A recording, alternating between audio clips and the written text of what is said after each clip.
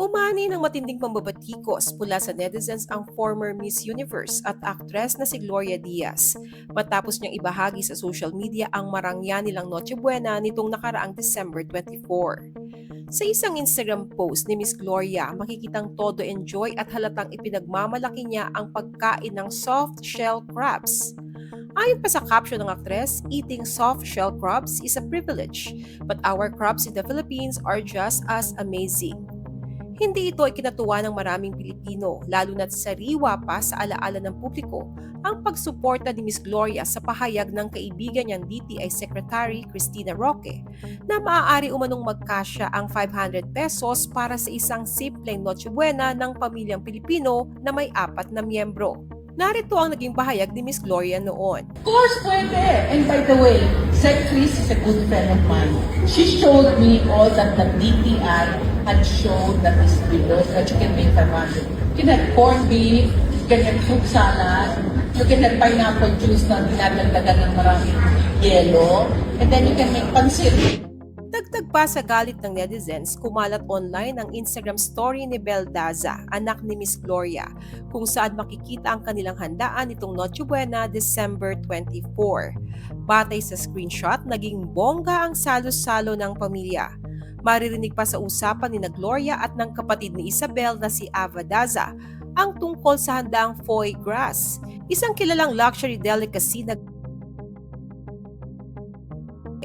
malayo ito sa ipinagtanggol na 500 pesos Noche Buena budget na ayon sa maraming Pilipino ay kulang na kulang, lalo na sa gitna ng patuloy na pagtaas ng presyo ng mga bilihin. Tanong ng isang netizen, "Hi po, asking lang po kung magkano po ang inabot ng Noche Buena ninyo. Na-try niyo po ba ang 500 pesos Noche Buena challenge? Kasya po ba?" May pahapyaw namang biro ang isa pa. Bakit po wala kayong corned beef at pineapple juice na maraming yelo sa Noche Buena?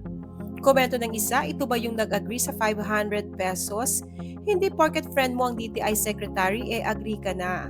Samantala, mas seryoso ang pahayag ng isa pang netizen. This is so insensitive. The audacity to say 500 pesos is enough for Filipino people's Noche Buena and defend your friend, invalidating people and gaslighting them. Tapos magpapakita ka ng ganito, not very Miss Universe of you. Ayon pa sa isang netizen, bakit umano kiniklaim ni Miss Gloria na sapat ang 500 pesos para sa Noche Buena kung hindi naman niya ito isinasagawa mismo. May mga hindi po nagustuhan yung sagot nyo dahil hindi daw po talaga kakasya. Actually, they should look harder because I can make it in 500. Kaya ko yan. Pero syempre, I'm on a diet.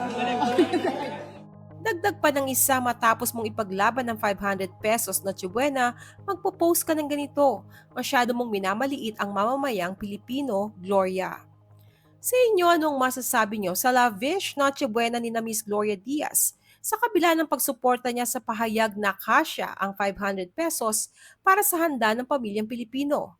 Isang bagay na ayon sa netizens ay hindi niya mismo ginagawa. Share comments below.